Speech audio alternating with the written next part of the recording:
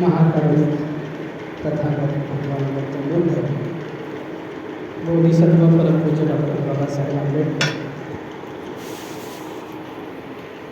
विचारांच्यावरती असे आमचे मार्गदर्शक आहेत.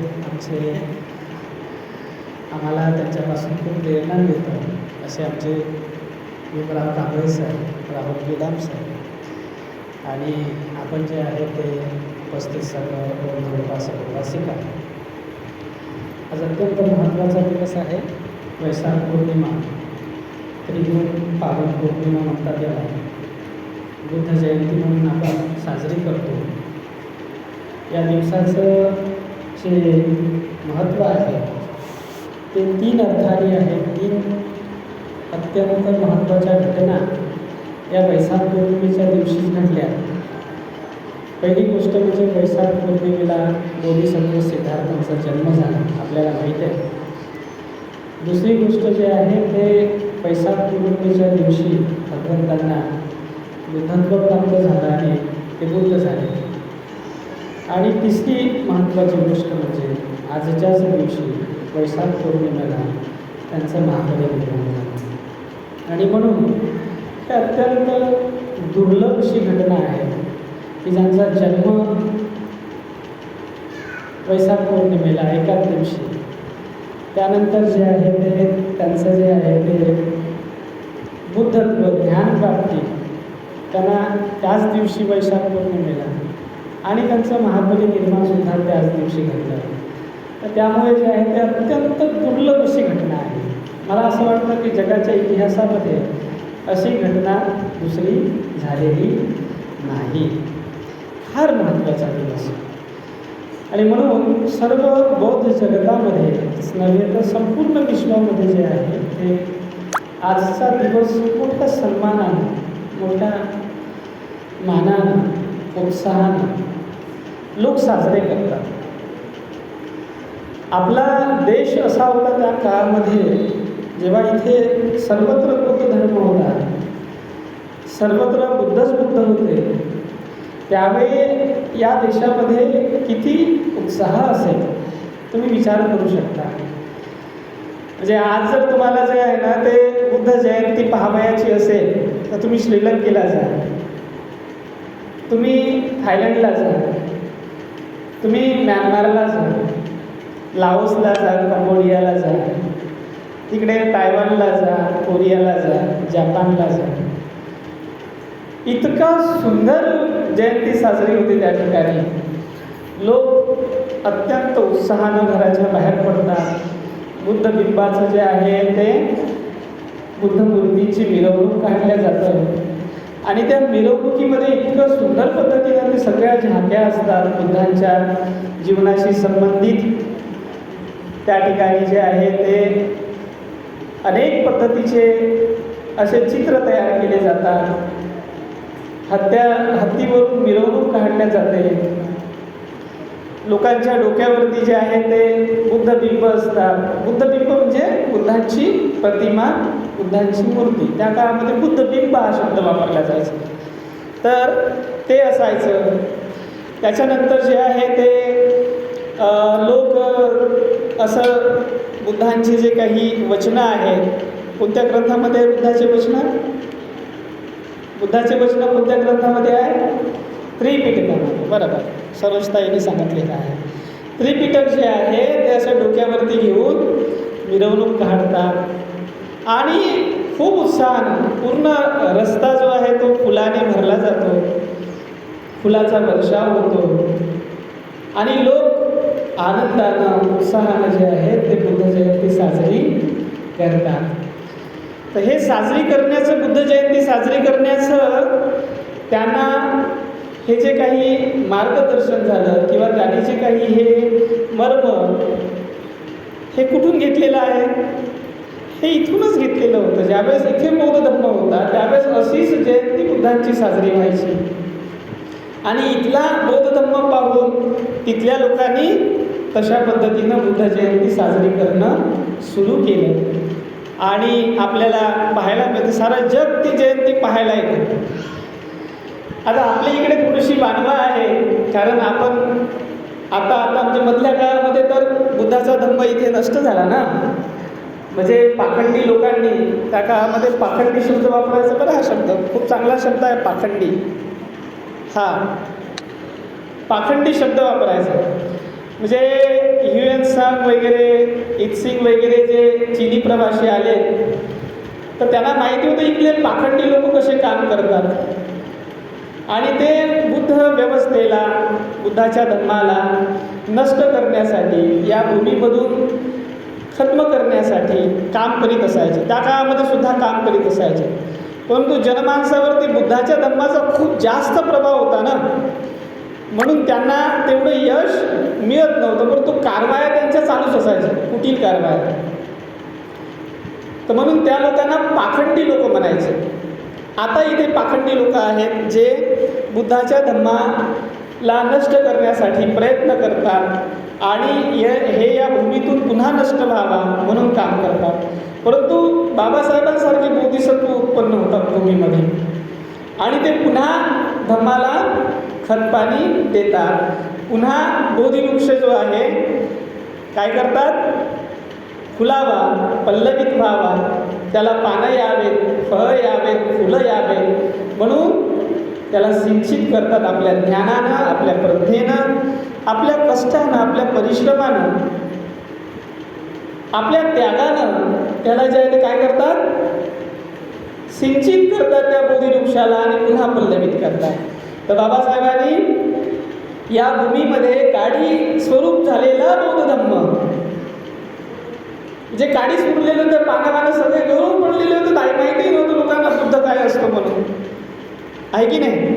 आणि जेव्हा बोधिवृक्ष हा असा काडी होऊन जातो तेव्हा या भूमीमध्ये उन्माद पसरत असतो. लक्षात घ्या, या भूमीतील लोकांच्या डोक्यामध्ये उन्माद पसरत असतो. पगले होऊन जातात अक्षरशः, लोक भयाड होऊन जातात.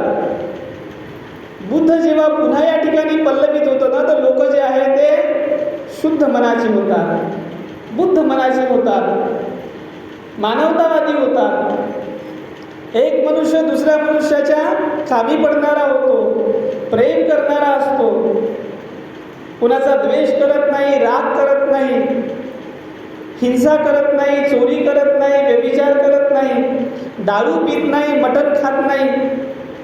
हे लक्षात घ्या, हिंसा करत नाही. जेव्हा बुद्ध भूमीमध्ये पल्लवित होतात ना, तर सगळे जे आहे ते सगळी भूमी आनंदानं बहरून जाते. जसा वसंत ऋतू आला तर सगळी भूमी पुष्पाने बहरून जातात. चिमण्या, पाखरं अत्यंत आनंदानं त्यांचा जो आहे तो स्वरनाद करायला लागतात. तसं होतं बुद्ध पल्लवित होतं तेव्हा. आणि बुद्ध जेव्हा या भूमीमध्ये काडी रूपात येऊन जातो, म्हणजे न पानं दिसत न फुलं दिसत, आहे की नाही, असा एक काळ येतो ना वातावरणामध्ये. कोणता काळ म्हणतात त्याला, कोणता ऋतू म्हणतात, हेमंत ऋतू म्हणतात ना. हां, ग्रीष्म असतो की हेमंत असतो, आता मला लक्षात नाही येऊन राहिलेलं आहे. पानझड होते ना, पानझड. नाही, वसंत ऋतूमध्ये तर फुलं येतात. पानझडीचा जो ऋतू असतो त्याच्यामध्ये सगळे झाडाचे पानं गळून जातात. तसं होतं. मग तो पाखंडी लोकांचा काळ असतो, लक्षात घ्या. आणि त्याच्यामध्ये उन्माद पसरतो. माणसं जे आहे ना ते चांगले बोलायचेत ना, सुंदर असे स्वर बोलायचेत ना, तर असं ओरडून बोलायला लागतात, नाही का. त्यांच्या बोलण्यामध्ये आवेश असतो, आवेग असतो, क्रोध असतो, आहे की नाही. बुद्धाच्या वाणीमध्ये क्रोध असतो का, आवेश असतो का, आवेग असतो का. शांत शीतल वाणी असतं. जेव्हा तो काळ होता ज्यावेळेस इथे बुद्धही बुद्ध होता, त्या काळामध्ये इथली वाणी किती सुंदर असावी, इथल्या लोकांची वाणी किती चांगली असावी. आवेश नव्हता, आवेग नव्हता, क्रोध नव्हता, द्वेष नव्हता. तर सुंदर वाणीनं लोक बोलायचे.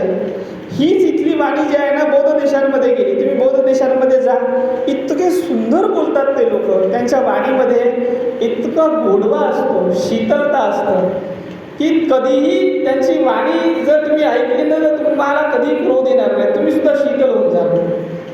तर ते कबीर साहेबांना म्हणावं लागलं आणि त्या काळ पाखंडाचा काळ होता, तर कबीर साहेबांना म्हणावं लागलं की तुम्ही बोलता कसे. तर असं थोडी बोलायचं असतं की त्या बोलण्यामध्ये तुमचा अहंकार दिसला पाहिजे, त्या बोलण्यामध्ये तुमचा जो आहे तो क्रोध दिसला पाहिजे, त्या बोलण्यामध्ये तुमचं जे आहे ते म्हणजे प्राणी अवस्था नाही दिसली पाहिजे ना. मनुष्य अवस्था आणि मनुष्य अवस्था नंतरची कोणती अवस्था आहे, बुद्ध अवस्था दिसली पाहिजे ना त्याच्यामध्ये. वाणी, तर त्या काळातली लोक, कबीराच्या काळामध्ये वाणी कशी एकदम कठोर झालेली होती लोकांची. तर मग त्या कबीरांना म्हणावं लागलं की वाणी ऐसी बोलिये जो मन का आपा कोय, औरन को शीतल करे आपहु शीतल होय. म्हणजे अशी वाणी बोला की त्या वाणीमध्ये आपा नाही दिसला पाहिजे. आपा म्हणजे क्रोध, अहंकार तो नाही दिसला पाहिजे, मीपणा तो नाही दिसला पाहिजे. तो सोडून बोला, क्रोध सोडून बोला, अहंकार सोडून बोला, अभिमान सोडून बोला, मीपणा सोडून बोला. आणि असं जर नसलं वाणीमध्ये ना, शीतलता येते वाणीमध्ये, मग क्रोधानं कठोरता येते आणि मैत्रीने शीतलता येते. तर मैत्रीपूर्ण वाणी राहिली तर शीतलता येते त्या वाणीमध्ये. तर वाणी ऐसी बोलिये जो मन का आता कोय, औरन को शीतल करे आपहु शीतल हो. म्हणजे त्या वाणी ऐकल्यानंतर दुसरा सुद्धा शीतल होईल आणि तुम्ही सुद्धा शीतल व्हा. तर शीतलता हे बौद्ध धर्माचं लक्षण आहे. हा जमिनी बौद्ध धर्म आहे. कोणता जमिनी बौद्ध धर्म आहे की शीतलता, शीतल होणं, शांत होणं, संयमी होणं, थंड होणं, थंडगार होणं, हे लक्षात घ्या. म्हणजे असं पेटून राहायचं नाही तर गेले घरादारामध्ये तर बस पेटूनच राहतात, जिकडे गेले तिकडे पेटूनच राहतात आणि तोंडामधून शब्द नाही निघत, आग निघते तुमच्या. गोष्ट बरोबर आहे की नाही? निघते का नाही? फनफनच करत राहतात नागासारखे. आपले लोक म्हणजे नागवंशी आहेत, गोष्ट खरी आहे, परंतु हा गुण असा घेतला नागवंशीयाचा, फुसकारतच राहतात. जिकडं जातील तिकडं फुसकारणं सुरू राहतात. तर फुसकाराच आहे का? भगवान गौतम बुद्धांनी नागाला शांत केलं. म्हणजे बुद्ध झाल्यानंतरची आता हे बघा क्रम सांगतो मी तुम्हाला. म्हणजे त्या उर्मिला काश्यपाच्या आश्रमामध्ये एक नाग येत होता आणि तो फुसकारत होता. नाग म्हणजे कोण? साप नाही, लक्षात घ्या. तुम्हाला असं वाटायचं ना नाग म्हणजे साप. साप नाही, नाग म्हणजे तुम्ही आम्ही लोक. नाग म्हणजे कोण? तुम्ही आम्ही लोक, आमचे लोक. हे फुसकारणारे लोक होते, खूप फुसकाराचे. डोम्या नाग कसा एकदम फुसकारते, हे आपण डोम्या नागाचे वंशज आहोत, हे लक्षात घ्या. तो फुसकारना गुणधर्म घेतला डोम्या नागापासून आपल्या नागवंशी लोकांनी. नागवंशी लोक म्हणजे कोणते? जे नागाचे गुणधर्म धारण करत होते त्याला नागवंशी म्हणायचे. त्या काळामध्ये जे आहे ना ते प्राण्यांचा धम्म घेत असायचे लोक.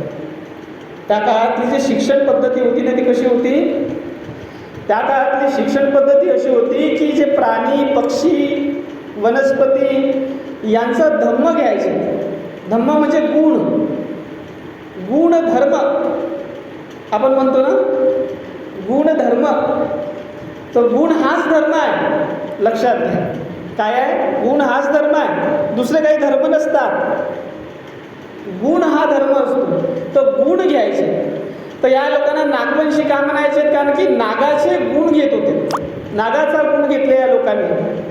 तर नाग फुसकाराचा, तर तो गुणधर्म घेतलेला आहे. नाग म्हणजे तिखट, नाग म्हणजे जहाल, नाग म्हणजे भयानक. म्हणजे समजा या ठिकाणी आता तुम्ही चांगले बसलेले आहात, या ठिकाणी नाग येऊ द्या बरं, तुम्ही बसाल का? इथे एकच गोंधळ उडून जाईल. आणि या ठिकाणी जे आहे तुम्ही चांगले बसलेले आहात ना, तर इथून पळायला लागाल. कोणी म्हटलं का इथे नाग आलेला आहे, साप आलेला आहे, तर तुम्ही बसू शकत नाही. इतका जहाल असतो. नाग जिथं आला ना तिथं शांती राहू शकत नाही. लक्षात घ्या. तिथं धावपळ पळापळ सुरू झाली, कारण की झालंच तसा असतो नाग. तर त्या ठिकाणी एकच नाग काफी आहे. म्हणजे नागवंशीयामधला एकच नाग काफी आहे. तो जिथं जाईल तिथं जे आहे ना उपद्रव तयार करेल आणि व्यवस्थेला हलवल्याशिवाय राहत नाही.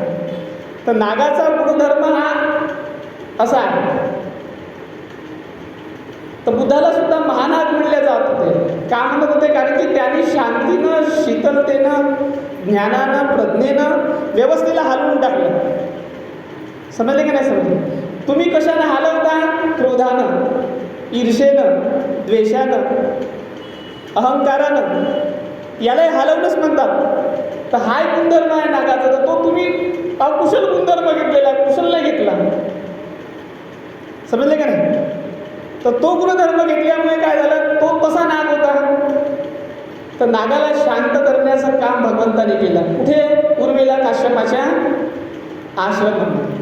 उर्मिला काश्यपाचा जो आराम होता, ठीक आहे, आराम हा शब्द वापरायचे. आराम जो होतो त्या ठिकाणी जे आहे ना तिथे थांबायचे, विश्रांती करायचे.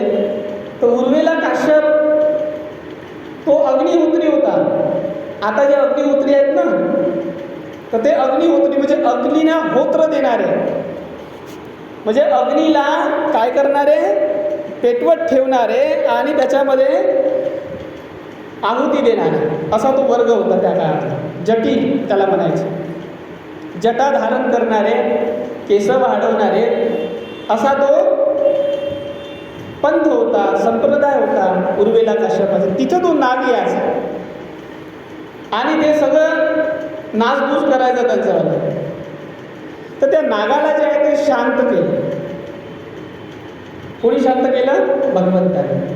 आणि त्याला म्हटलं की हे जो मार्ग तुझं निवडलेला आहे हा चुकीचा मार्ग आहे. तसं पाहता मी तुम्हाला सांगू का, त्या काळातले नाग जे आहेत ना यज्ञवज्ञेच्या विरोधी होते. आणि जिथं यज्ञ चालायचा ना तिथे जे आहे नासधूस करायचे. तर बलप्रयोग करत होते. काय करत होते? बलप्रयोग करायचे. आणि बलप्रयोग करून जे आहे ती व्यवस्था संपवण्याचा त्यांचा ध्यास असायचा. म्हणजे हेतू कुशल होता, परंतु साधन कुशल नव्हतं, मार्ग कुशल नव्हतं. हेतू कुशल होता त्यांचा. कारण हे अग्निहोत्री, अग्नीला होत्र देणारे लोक काय करायचे? लोकांना मूर्ख बनवायचे ना. हां, त्यांना म्हणायचे की बाबा हे अग्नीला होत्र दिलं तर तुमचं कल्याण होईल, मंगल होईल. आणि लोक तसे करायचे. तर हा मिथ्या मार्ग होता. तर नागवंशी लोकांना जो आहे हा मार्ग पसंत नव्हता.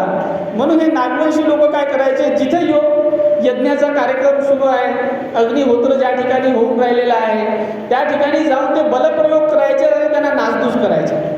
त्यांचा यज्ञवज्ञ पार हे करायचं. हा मार्ग योग्य होता की चांगला होता?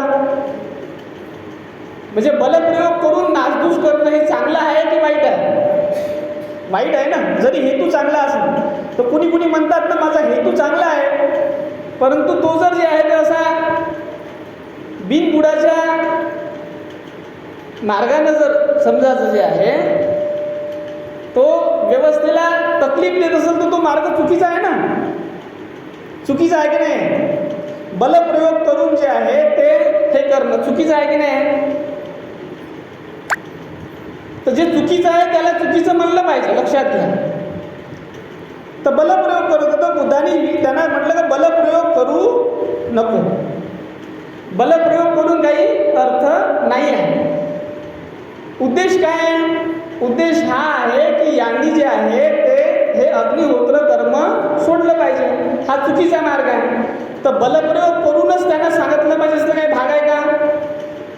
तर त्या नागासोबत संवाद झाला असेल ना भगवान गौतम बुद्धांचा, आणि त्या संवादामध्ये म्हटलं असेल तर भगवंतांनी त्याला सांगितलं की बाबा तू थोडासा वेळ दे मला.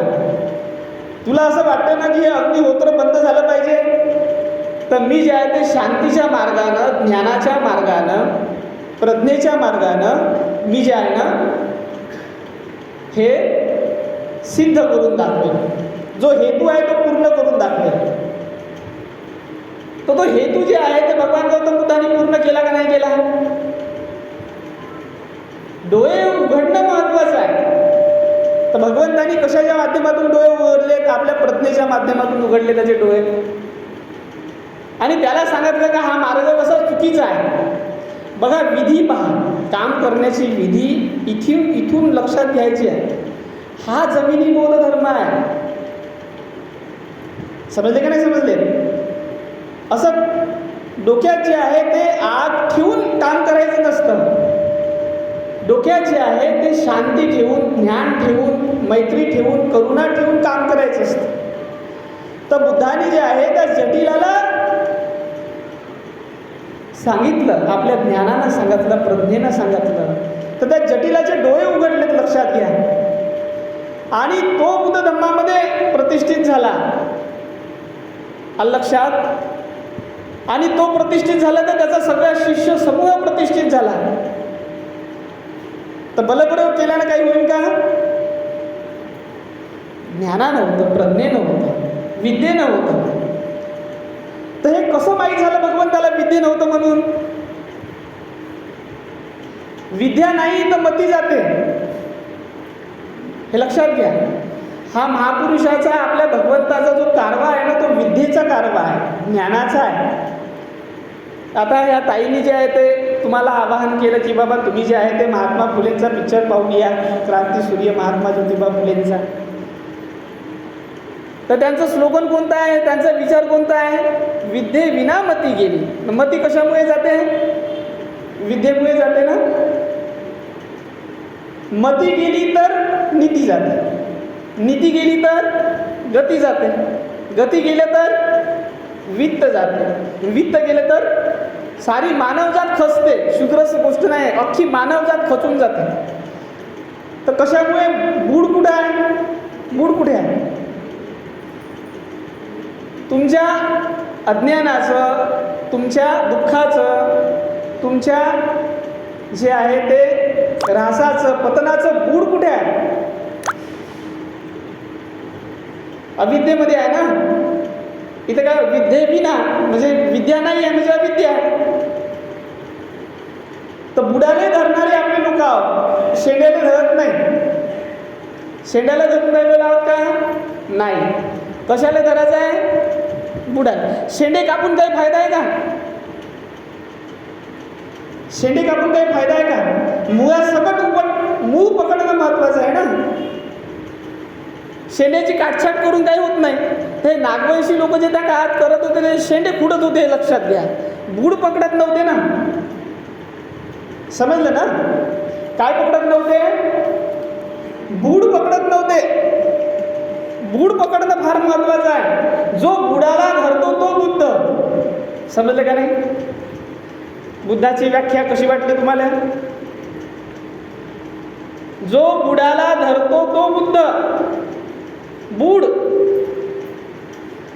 तो शब्द जसे तसा मराठीमध्ये आलेला आहे. इथल्या लोकांनी पाली शब्दांचं खूप काय केलेलं आहे? संग्रह केला त्याचा, त्याला त्याच स्वरूपामध्ये ठेवलं. तर जो बुडाला धरतो तो बुद्ध. तर बूड काय आहे? अविद्या. जो अविद्येला धरतो ना, अविद्येचा नाश करतो तो बुद्ध. तर पहा, मी तुम्हाला सांगतो, बोधिकथा विनयपीठकामध्ये आलेली आहे, महावग्गामध्ये. वैशाख पौर्णिमेच्या दिवशी भगवान गौतम बुद्ध कुठं बसलेत? कुठं बसलेत?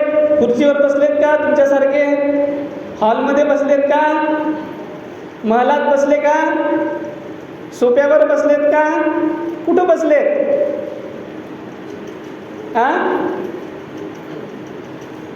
निसिन्नो बोधिया मूले असं म्हणतात ना. मी म्हणले ना, म्हणता ना, निसिन्नो बोधिया मूले. कुठं निसिन्नो म्हणजे बसले. कुठं बसले? बोधिया मूले. झाडावर बसलेत का? बोधी वृक्षाच्या का शेंड्यावर बसलेत डायरेक्ट? नाही तर म्हणलं असतं का वरतच जाऊन बसतो. वरत बसायची लई जास्त सवय असते मला. काय थोडंसं काही मिळालं तर वरतच एक मजला अजून वरत मला तर वरतच जाईल. शेवटी तुम्हालाही असं वाटतं का वरतच जायचा एक दिवस? तर आतापासूनच तयारी करावं वरत जायची. परंतु बुद्ध कुठे बसले? बोधिया मूले. किती महत्वाचा शब्द आहे. बोधी वृक्षाच्या मुळामध्ये बसले. तिथून जमिनीपासून मूळ सुरू होतात. जमिनीच्या वर्तापासून खोड सुरू होते, लक्षात घ्या. तर खोड हे जमिनीवर आहे का? जमिनीच्या वर आहे. मूळ कुठं आहे? आता समजला जमिनी बौद्ध धर्म तुम्हाला? मी जमिनी बौद्ध धर्माचा प्रचार प्रसार करतो, लक्षात घ्या. समजलं तुम्हाला जमिनी बौद्ध धर्म? जमीन सोडत नाही, लक्षात घ्या. आणि तुम्ही आम्ही लगेच जमीन सोडून देतो. तर बुद्धांनी जे आहे ते काय केलं? बोधिया मूले, बोधी वृक्षाच्या मुळामध्ये बसले. आणि तिथे बसल्यानंतर कुठे बसले? त्या बोधी वृक्षाच्या मुळामध्ये बसल्यानंतर त्या जे आसन त्यांनी ग्रहण केलं, ठीक आहे, त्या आसनाला काय म्हणतात? काय म्हणतात माहित आहे? तुम्ही वाचतच नाही, शिकलेच नाही. एका दिवसात एक दिवस आता शाळा, हे आज शाळा सुरू झाली तुमचीवाली, एकच दिवस चालते. त्याच्यानंतर काही चालत नाही ना शाळा. बुद्धाच्या धम्माची शाळा चालते का? आज बुद्ध जयंती आहे म्हणून तुम्ही बसलेत कसे तरी. त्याच्यानंतर तर काही बसणं नाही आहे ना. दुसरीकडं तुमचं बसणं चालते, लक्षात घ्या. मग इकडं धम्मामध्ये बसणं तुम्हाला परवडत नाही काय? कसं वाटते मला? अजिबातच नाही परवडत. तुम्ही लागत होते तर किती पार्टीमध्ये जाऊन बसता. तिथे जे आहे ते चुकल्या चाहड्या करायच्या आहे ते तिथे जाऊन बसता. आणि असा रस घेता त्याच्यामध्ये, चुकल्या चाहड्या करण्यामध्ये. आपले पुरुष मंडळी जे आहे ते पिण्यासाठी बसतात. सोबत चकना पाहिजे, दारू पाहिजे, तिथे घंटो बसतात. पण इथं बसणं नाही होत धम्माच्या याच्यामध्ये. इथे मोठा नेट लागते, लक्षात घ्या. नेट म्हणजे समजते ना? तो नेट नका समजू, याने की नेट, जीबीवाला. इकडे जे आहे ते मोठा त्रास आहे ते लोकांना बसायला. आणि मग आता जे आहे ते बाबासाहेबांना तुम्हाला धम्म दिला, तर तुम्हाला असं वाटतं का आता तो जयंतीचा दिवस तर साजरा केला पाहिजे, नाही तर लोक तुम्हाला जोडे नाही मारतील का? म्हणतील नाही की एवढे कसे हरामी लोक झाले ते. समजले का नाही समजले? हे आपल्या भाषेतले शब्द आहे बरं. किंतु परंतु आणि अन्यथा घेऊ नका, चांगले शब्द आहेत, ठीक आहे.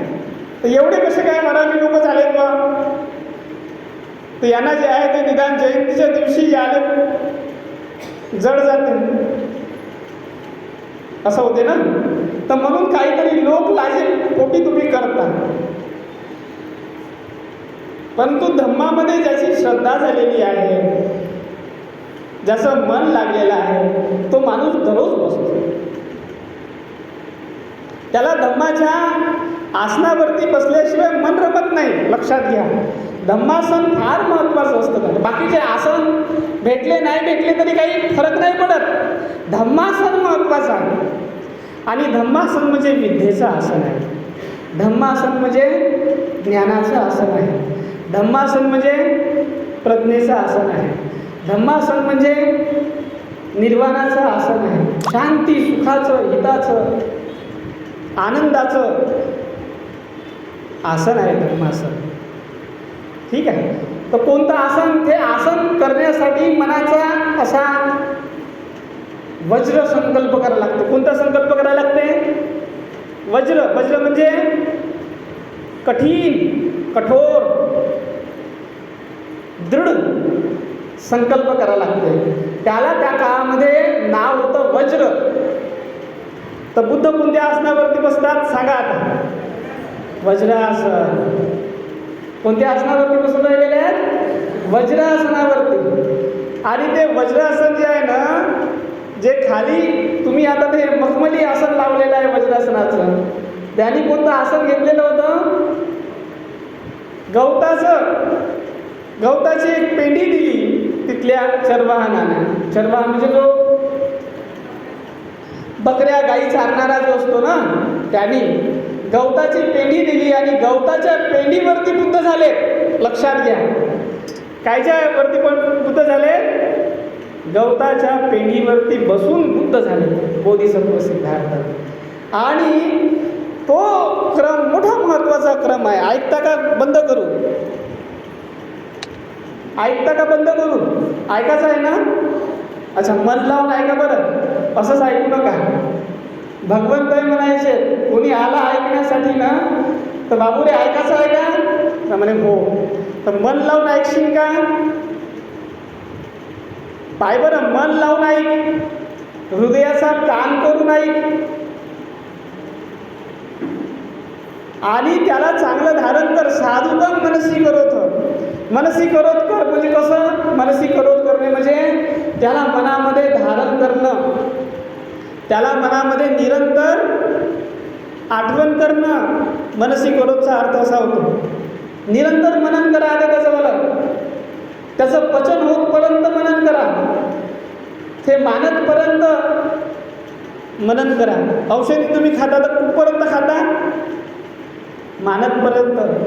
जेवण करता कुठपर्यंत जेवण करता? मानतपर्यंत. हे लक्षात घ्या. तर धम्म ऐकायचं आहे तर कुठपर्यंत ऐकायचं आहे? मानतपर्यंत. तू मानला पाहिजे ना. मानलं कशावरून समजते? कशावरून औषधी मानली असं म्हणता तुम्ही? औषधी मानली हे कशावरून सिद्ध होते? हा, सांगा. हां, बरी झाली तर. बरी झाली तर बरी झाली हे कशावरून समजते तुम्हाला? हा, नाही हो, ठीक आहे, बरं वाटते. कशावरून समजते? हा, नाही, फील कसं होते तुम्हाला? हा, बेटर फील होणे, त्याला मराठीमध्ये कोणता शब्द म्हणतात? हा, अजून हा, अजून तुम्ही जर समजा जे आहे ते दवाखान्यामध्ये गेलेत, तुमचा नातेवाईक ICU मध्ये भरती आहे आणि तुम्ही त्याला भेटीसाठी गेलेत.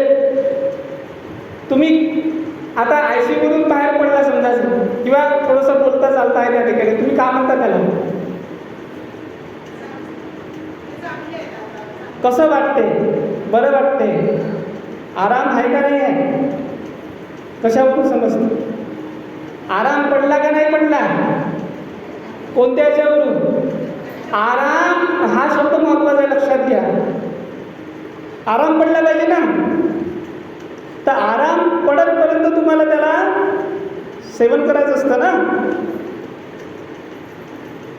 असतं की नसतं? आराम पडतपर्यंत तुम्ही सेवन करता.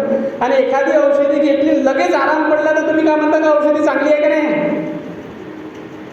तर भगवंत त्याला मला साधुकम मनसी करतो म्हणजे याला चांगलं आहे, एकच टॅबलेट, एकच गोळी काफी आहे, हे लक्षात घ्या. तुरंत आराम पडते.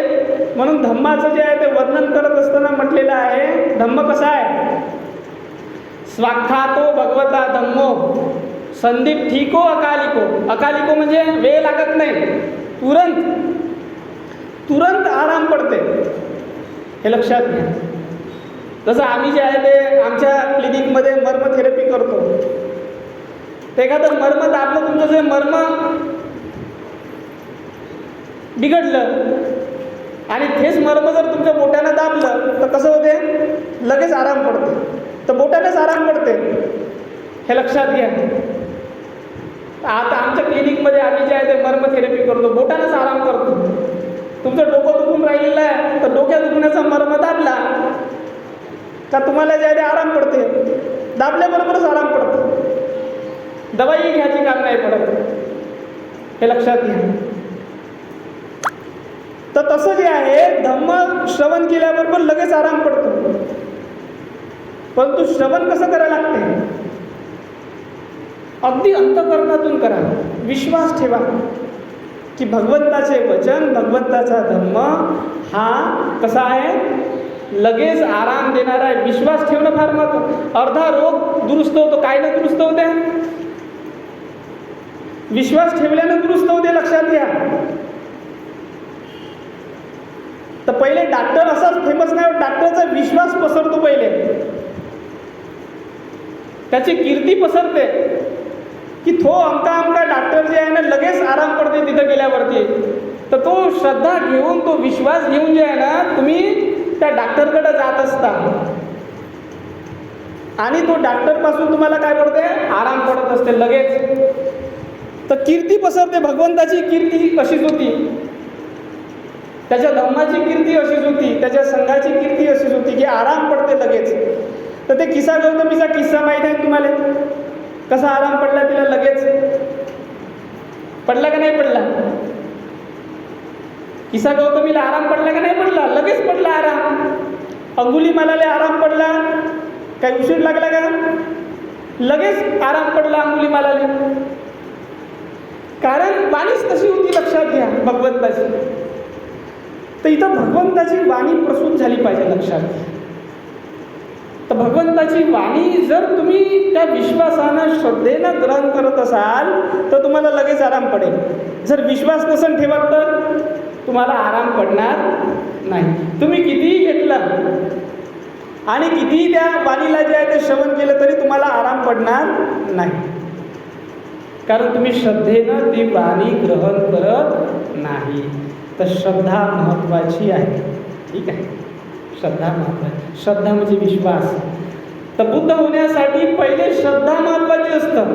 तर बोधिसत्व सिद्धार्थाच्या मनामध्ये पहिले का उत्पन्न झाली, बुद्ध होण्या अगोदर श्रद्धा उत्पन्न झाली, दृढ विश्वास उत्पन्न झाला की मला होणार म्हणजे होणार आहे, ज्ञानप्राप्ती होणार आहे म्हणजे होणार आहे. तर विश्वास ठेवणं फार गरजेचं आहे. इथून तुमची जी आहे ना सगळे तुमच्या शक्त्या, प्रकृतीतली एकूण एक शक्ती तुमच्या सोबत जुडतं. इथं लॉ ऑफ अट्रॅक्शन सुरू होतं, लक्षात घ्या. तुम्ही केले असेल ना क्लास, कोणी कोणी केले लॉ ऑफ अट्रॅक्शनचे क्लास किंवा ऐकलं असेल शब्द. आता नवीन सिद्धांत चालू आहे. विश्वासाशिवाय अट्रॅक्शन तयार होत नाही. विश्वास फार महत्त्वाचा आहे. तर जोपर्यंत विश्वास उत्पन्न होणार नाही तोपर्यंत तुम्ही बौद्ध होऊ शकत नाही. बौद्ध होण्याचा विश्वास, तर तुमचा विश्वासच नाही तर तुम्ही बौद्ध होईल का, हे लक्षात घ्या. तर बुद्धाच्या मनामध्ये पहिले विश्वास उत्पन्न झाला की मी बुद्ध होणार, वैशाख पौर्णिमेला बुद्ध होणार. तर वैशाख पौर्णिमेला भगवंत काय झाले, बुद्ध झाले, लक्षात घ्या. तर श्रद्धेनं बुद्ध होते माणूस. विश्वास पहिले फार महत्त्वाचा असतो. तर विश्वास ठेवा लागते. आणि विश्वास कशाचा ठेवायचा आहे, ज्ञानावरती, विद्येवरती विश्वास ठेवायचा आहे. अज्ञानावरती, अविद्येवरती विश्वास ठेवायचा नाही आहे. विश्वास अंध नाही पाहिजे. विश्वास कसा पाहिजे, ज्ञानाचा विश्वास पाहिजे, विज्ञानाचा विश्वास पाहिजे, प्रज्ञेचा पाहिजे, प्रकाशाचा पाहिजे, अंधाराचा नाही पाहिजे ना. तर तुम्ही कोणता विश्वास ठेवता का? आमका बाबा जो आहे ना तो चमत्कार करते आणि तिथं जाऊन माथा टेकला ना तर तुमचं भलं होते.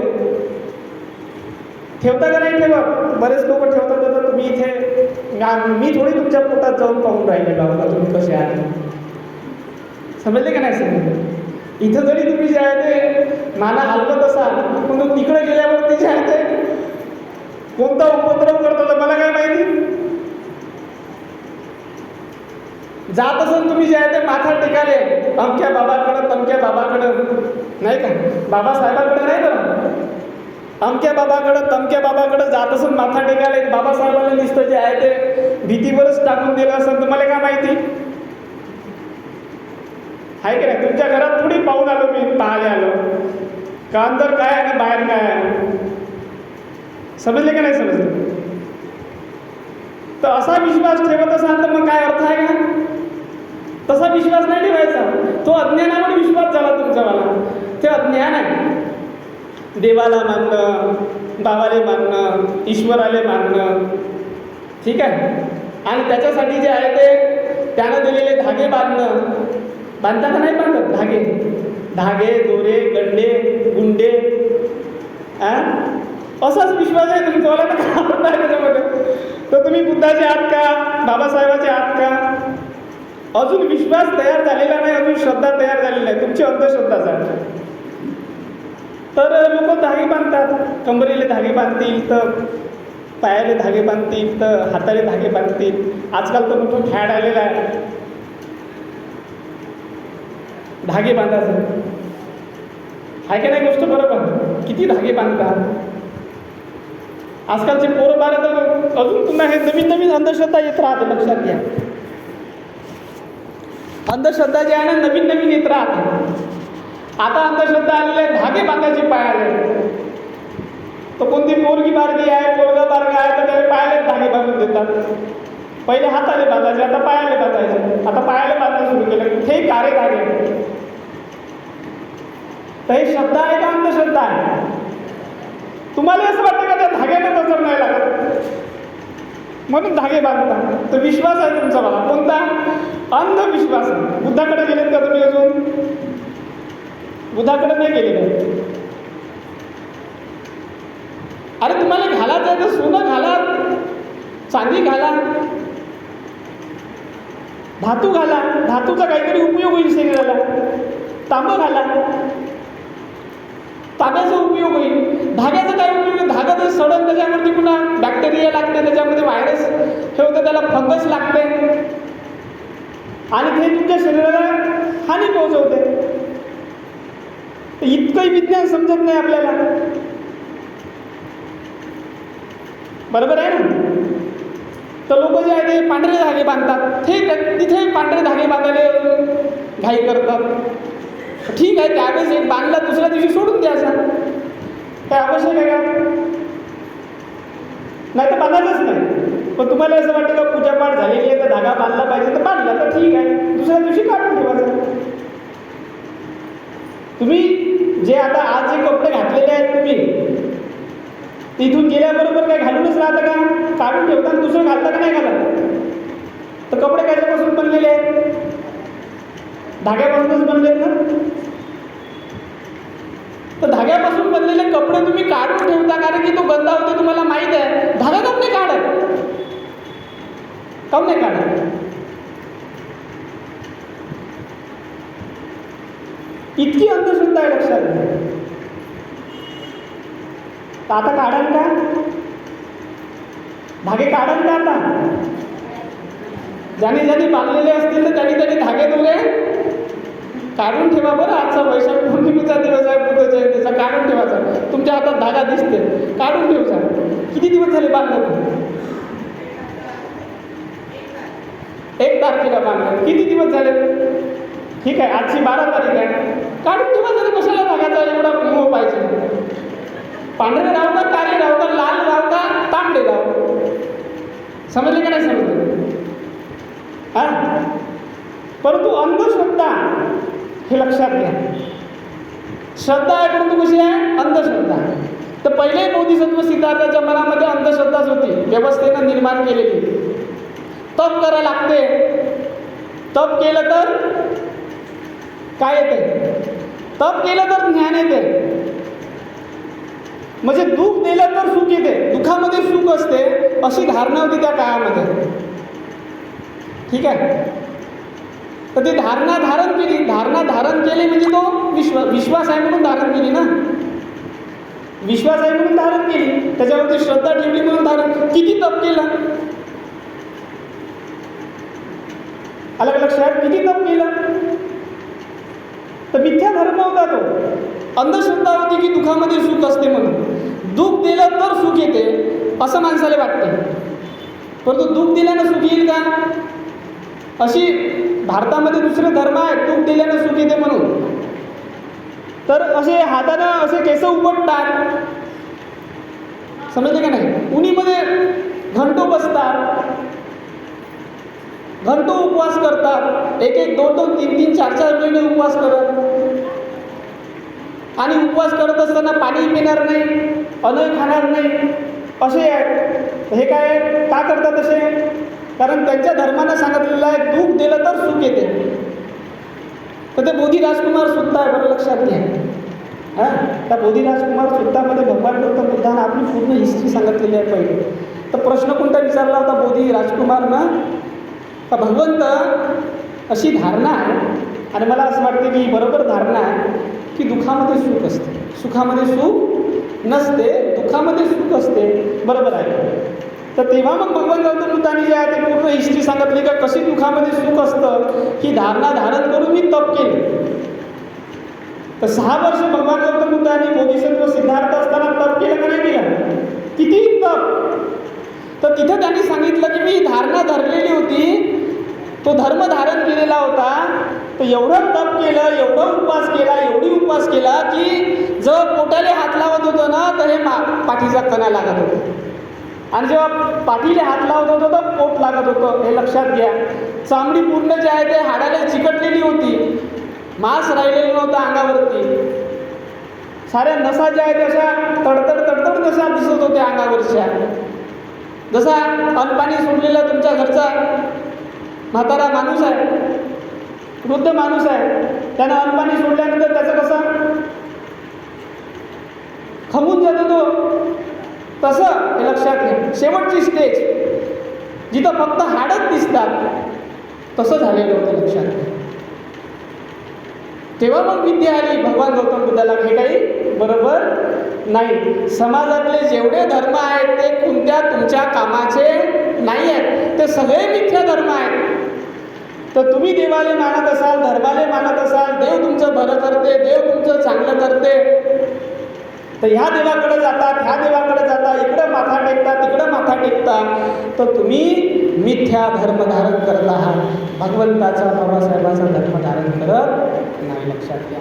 हे जगातली सर्वात मोठी अंधश्रद्धा आहे. हां, तर बाबासाहेबांना 22 प्रतिज्ञा दिल्या का नाही दिल्या? तर काय सांगितलं? पहिल्या 5 प्रतिज्ञा आहे ना देवावरच, देव आणि कर्मकांडावरच आहे ना. तर हा हवेतला धर्म आहे देवाला मानणं. जमिनी धर्म कोणता आहे? देवाला न मानणं हा जमिनी धर्म आहे. तर जमिनी बौद्ध धर्म इथून सुरू होतो, लक्षात घ्या. जे जे हवेतलं आहे, जे जे आकाशातलं आहे, जे जे वरचं आहे त्याला मानाचं नाही. तर भगवंताला जी विद्या आली, जमिनी विद्या जेव्हा आली भगवंताला, तेव्हा जमिनी विद्या आल्यानंतर भगवंतानं आपल्या बुद्धत्वाची साक्ष कोणाला मानलं? कोण साक्षीदार आहे? साक्षीदार पाहिजे का नाही पाहिजे घटनेचा? तुमचं लग्न झालं तर लग्नाचा साक्षीदार असतो का नसतो? साक्ष ठेवूनच लग्न करताना का नाही प्रत्येक गोष्ट साक्षीदार मानतात का नाही मानत? तर महाराजांनी जेव्हा विचारलं की तू म्हणत आहे म्हणे का बुद्ध झालास, तर साक्षीदार कोण आहे? विटनेस पाहिजे, विटनेस आणा. तर भगवंतानी कोणाला विटनेस बनवलं? कोण साक्षीदार आहे बुद्धत्वाचा? हां, कोण आहे साक्षीदार? पृथ्वी म्हणजे कोण? अरे पृथ्वी म्हणजे पृथ्वी थोडंसं वरचं नाव आहे आपलं. जमीन आहे ना साक्षीदार, हे जमीन आहे. जमीन साक्षीदार आहे, भूमी साक्षीदार, भूमी त्या काळामध्ये शब्द भूमी साक्षीदार. म्हणून भूमी स्पर्श मुद्रा. तुम्ही जेव्हा बुद्धगयेला जाता तर बुद्धगयेच्या महाविहारामध्ये बुद्धगयेचे जे काही बोधी विहार आहे, बोधी मंडप आहे, त्या बोधी मंडपामध्ये मूर्ती कोणती आहे? बुद्धांची. कोणत्या मुद्रेतली आहे? भूमी स्पर्श मुद्रेतली. जमीन दाखवतात बुद्ध, लक्षात घ्या. आणि तुम्ही जे आहे ते वरत पाहता, आकाशात काहीच नाही आहे. तिथं तू उभं नाही राहू शकत. तुम्ही उभं राहण्यासाठी जमीन पाहिजे. तर जमीन सोडायची नाही. हा जमिनी बौद्ध धर्म आहे. समजलं? जमिनी बौद्ध धर्म समजला का? जमीन नका सोडू बरं, जमीन सोडायची नाही.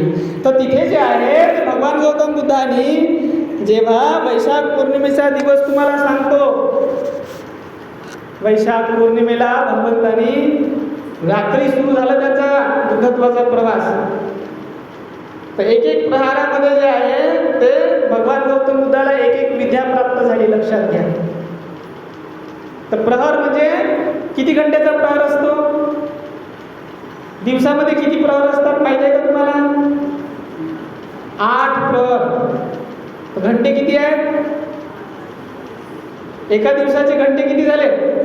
24. तर 24 भागीला 8 करा, किती राहते? 24 भागीला 8 किती? 3. पहा बरं, गणित आहे मोठं. 8 3 24. तर एक प्रहर किती घंट्याचा? 8 घंट्याचा एक प्रहर. 3 घंट्याचा एक प्रहर. तर 3 प्रहरामध्ये बुद्धत्व प्राप्त झाले त्यांना, लक्षात घ्या. 3 प्रहरामध्ये. तर 3 काही साधारण नाही संख्या. 3 प्रहरामध्ये भगवंताला बुद्धत्व प्राप्त झालं. महावाक्यामध्ये, विनय पिटकातल्या महावाक्यामध्ये सांगितलेलं आहे. मी आता जास्त वेळ घेत नाही, 10-15 मिनिट घेतो आणि थांबतो, ठीक आहे? मला माहीत आहे की मी बोलायला लागलो तर लोकांना खूप ऐकूशा लागते, ठीक आहे? परंतु सीमा आहे बोलण्याची. तर या ठिकाणी जे आहे ते भगवंत म्हणतात काय, पहिल्या प्रहारामध्ये, रात्री सुरू झालं आणि पहिल्या प्रहारामध्ये भगवंताला काय झालं? अथको भगवा बोधी दुःख मूले सप्ताहम एक पल्लकेन निसिदी विमुक्ती सुखपटी सर्वेली. की भगवंताला जेव्हा एकाच आसनामध्ये बसून भगवंत जे आहे विमुक्ती सुखाचा आनंद घेत होते, लक्षात घ्या. विमुक्ती सुखाच्या आनंदापासून बुद्धत्वाचा प्रवास सुरू होतो, लक्षात घ्या. तर विमुक्ती सुखाचा आनंद घेत होते, तिथून जे आहे त्या रात्री रत्तिया पठमग यामन पटीच समुत्पादन अनुलोम पटिलोम मनसा कासे. ठीक आहे. तर 9 वाजता बसले असते, 9 3 12, 12 3 12 ते 3 ते 6 असं पकडा. तर 9 वाजता बसले असतील फॉर एक्झाम्पल. किती वाजता बसले ते माहीत नाही, लक्षात नाही येऊन राहिलं, पण 9 वाजता पकडा, ठीक आहे. म्हणजे रात्रीचा समय 9 वाजता 6 वाजता बसले तर 6चा समय सायंकाळ होते ना. त्याच्यामुळे इथे काय म्हणलेलं आहे? रत्ती या पठमग यामन. तर रात्रीचा प्रथम याम म्हणजे 9 वाजतापासून राहील, ठीक आहे. तर 9 वाजता बसलेत, तर 9 वाजता बसल्यानंतर भगवंताला ज्या पहिल्या याममध्ये रात्रीच्या प्रतित्य समुत्पादाचं चिंतन केलं. प्रतित्य समुत्पाद. तर जसं महात्मा फुलेने सांगितलं ना, विद्येविनामती गेली, तसंच भगवंताला तिथून अविद्यापच्चया संघार, अविद्येमुळे संस्कार, संस्कारामुळे विज्ञान, विज्ञानामुळे नामरूप, नामरूपामुळे 6 आयतन, 6 आयतनामुळे स्पर्श, स्पर्शामुळे वेदना, वेदनामुळे तृष्णा, तृष्णेमुळे उपादान, उपादानामुळे भव, भवमुळे जाती, जरा, मरण, शोक, परिदेव, दुःख, दोमनस्स उपायासा संभवती. हे उत्पन्न होतात. तर अविद्येमुळे होते. तर तुमच्या जीवनामध्ये दुःख, दर्द, शोक, उदासी, टेन्शन, तणाव, डिप्रेशन हे सगळं आलेलं आहे ना, रडणं, दुखणं, ते सगळं जे आहे ते अविद्येमुळे आलेलं आहे. खोड कुठं आहे? मूळ कुठं आहे? अविद्येमध्ये मूळ आहे. अविद्यापच्चय. तर हे जे आहे, जेव्हा भगवंताला हे प्रतित्य समुत्पादाचं चिंतन केलं, हे झालं अनुलोम चिंतन, अनुलोम ध्यान प्रतित्य समुत्पादाचं. मग प्रतिलोम ध्यान सुरू झालं. तर तिथे काय म्हणले भगवंत? अविद्या अशेष विराग निरोधो, म्हणजे अविद्याचा निरोध झाला. संखार निरोधा, संखार निरोधो, वियान निरोधा, वियान निरोधो, म्हणजे संस्काराचा निरोध झाला, विज्ञानाचा निरोध झाला, नामरूपाचा निरोध झाला, 6 आयतनाचा निरोध झाला, स्पर्शाचा निरोध झाला, तृष्णेचा, वेदनेचा, तृष्णेचा, उपादानाचा, भवाचा, जाती, जरा, मरण, शोक, परी देव उपायासा निरुद्धंती. तर हे सगळे नष्ट झाले, निरोध झाला, लक्षात घ्या. तर निरोध झाल्यावरती जे आहे ते भगवंत म्हणाले की जसं हे पहिलं प्रतित्य समुत्पादाचं ज्ञान भगवंताला झालं, बोध भगवंताला झाला. बोध लक्षात घ्या, बोध हा शब्द खूप जमिनी आहे, ज्ञानापेक्षाही जमिनी शब्द बोध आहे. बोध होणं म्हणजे पुरेपूर समजणं, एवढं समजणं का आता याच्या पलीकडे काही समजण्यासाठी शेष राहत नाही. म्हणून अशेष विराग निरोध असा बोधचा अर्थ होतो पुरेपूर समजणं, थोडंसं शिल्लक राहत नाही. जसं तुम्ही गंजामध्ये तांदूळ मांडता आणि जे आहे ते त्याला शिजवायला ठेवता आणि मग जे आहे ते 5 मिनिट, 2 शिट्या झाल्या, 3 शिट्या झाल्या किंवा 5 मिनिट झाला का तुम्ही असं बोटानं काय करता, शीत घेताना शीतावरून पूर्ण भाताची परीक्षा करता आणि ते असं मसलून पाहता बोटानं, 2 बोटानं, है ना. आणि मसलून पाहिल्यावरती तुम्हाला समजतं का शिजला तांदूळ. तर एवढं समजतं तुम्हाला की याच्यानंतर तुम्हाला पुढं समजण्याची काही गरज आहे का, शिजला का नाही शिजला म्हणून. पुरेपूर ज्ञान होऊन जातं का शिजला तर लगेच तुम्ही जे आहे ते काय करता, बटन बंद करून टाकता. शिजला भात एका शीतावरून समजते ना. तर हे एकच शीत आहे प्रतीक समुत्पादाचं. एका शीतावरूनच भगवंत समजून गेले. काय समजले की अविद्येमुळे दुःख उत्पन्न होतं आणि अविद्या नष्ट केली तर दुःख नष्ट होतं. इमस्मिन सती इदं होती, इमस्मिन असती इदं न होती. हे अविद्या आहे म्हणून दुःख आहे. इमस्मिन सती म्हणजे अविद्या आहे म्हणून दुःख आहे आणि इमस्मिन असती म्हणजे अविद्या नाही आहे म्हणून दुःख नाही आहे. हे लक्षात घ्या. तर भातावरून जशी शीतावरून जशी भाताची परीक्षा करता तुम्ही, त्याला म्हणतात बोध होणं. लक्षात घ्या किती जमिनी आहे. म्हणून बोध हा शब्द वापरलेला आहे. लक्षात घ्या, पुरेपूर समजणं, पूर्ण समजणं, याच्यात काही शेष राहिलेला नाही आहे. तेव्हा अविद्या खतम झाली. तर तिथे जे आहे ते भगवान गौतम बुद्धांनी या ठिकाणी म्हटलं, यदा हवे पातु भवंती धम्मा.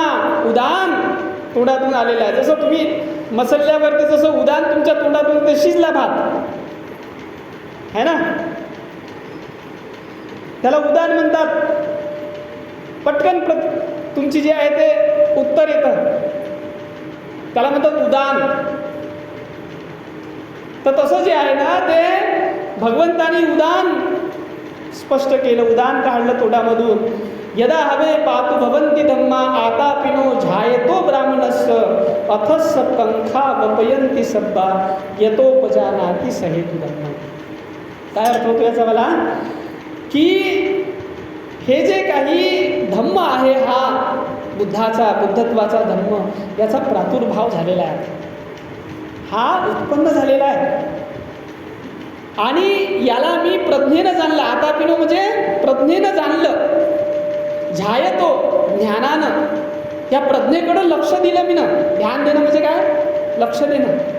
तर या प्रज्ञेकडं लक्ष दिलं आणि ही प्रज्ञा कशी आहे, ही खरी ब्राह्मणाची प्रज्ञा आहे. ब्राह्मणस्यचा अर्थ होतो ब्राह्मण कोण, जो बुद्ध तो ब्राह्मण. हे धागा बांधल्यानं ब्राह्मण होत नाही, उपनयन केल्यानं ब्राह्मण होत नाही, हे लक्षात घ्या. कोण ब्राह्मण होतो, जो बुद्ध होतो तो ब्राह्मण, हे लक्षात घ्या. तर त्या शब्दाला किती महत्त्व बुद्धाने दिलेलं आहे आणि इथल्या व्यवस्थेनं किती गंदा तो शब्द बनवून टाकला, हे लक्षात घ्या. तर शब्दाला न्याय द्यायचा असेल ना तर बुद्धापासून शिका. तर इथे जे आहे ते झायतो ब्राह्मणस्य अकस्स कंखा वपयंती. सगळ्या शंका, सगळ्या संदेह काय झालेला आहे, त्याचं निरासरण झालं आणि यतोपजानाति सहेतु धम्म. कोणता धम्म जाणलेला आहे, पजानाति म्हणजे पूर्णतः जाणला, सहेतु धम्म जाणला. हेतू धम्म की हेतूमुळे उत्पन्न होतं. जे काही होतं ते आजपर्यंत जेवढे जन्म झालेत माझे, जेवढं जे काही मी चरलो गाईसारखं पूर्णामध्ये आहे का नाही, गोचर भूमी त्याला म्हणतात.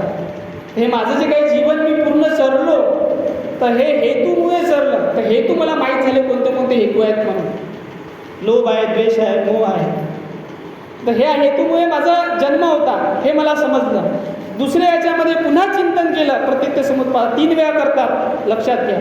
आपण वंदन करतो किती वेळा करतो? 3 वेळा. 3 वेळा केलं तर ते फायनल झालं असं असते, लक्षात घ्या. इथे जे आहे ती परंपरा होती, तर 3 वेळा पहिल्या यामामध्ये त्यांना बोध प्राप्त झाला, तर अजून त्यांनी दुसरा याम म्हणजे दुसऱ्या प्रहारामध्ये चिंतन केलं, आणि तिथे जे आहे त्यांना प्रतित्य समुत्पादाचं चिंतन केल्यावरती त्यांना जे आहे तेच यदा हवे पातु भवती धम्मा आता पिनो झायतो ब्राह्मणस्स विधुपयन तिठ्ठन्ति मारसेना. नाही, दुसरं कोणतं आहे? अथस्स कंका स्वपयंपी सब्बा यतो खयन पच्चयानंद अपेदी. म्हणजे दुसऱ्या यामामध्ये त्यांना जे आहे काय झालं? क्षय, प्रत्ययांचं क्षय, म्हणजे ज्यामुळे उत्पन्न होत होतं त्या प्रत्ययांचा क्षय झाला, याचं ज्ञान झालं, हे जाणलं. आणि तिसऱ्या याच्यामध्ये ओभासयंत अंतलिक्क प्रकाश उत्पन्न झाला. ओभासय म्हणजे प्रकाश उत्पन्न झाला, सूर्यासारखा. सूर्यो एव प्रकाशम. जसं तिसऱ्या प्रहारामध्ये सूर्य उत्पन्न होता ना, तिसरा प्रहार झाला म्हणजे तुमचं जे आहे ते पहिला 9 ते 12, पहिला शो कितीचा? 9 ते 12चा. दुसरा शो 12 ते 3, आणि तिसरा शो 3 ते 6. 6 नंतर तर प्रकाश होते ना सूर्य. इथे पहा नाही ते सांगितलं, सूर्यो एव म्हणजे सूर्यासारखा, ओभासयन म्हणजे प्रकाश झाला तर अंत कशाचा होतो? लिखन. अंत तमाचा झाला, अंत अंधाराचा झाला, ठीक आहे, आणि प्रकाश उत्पन्न झाला. हा आहे वैशाख पौर्णिमेचा दिवस.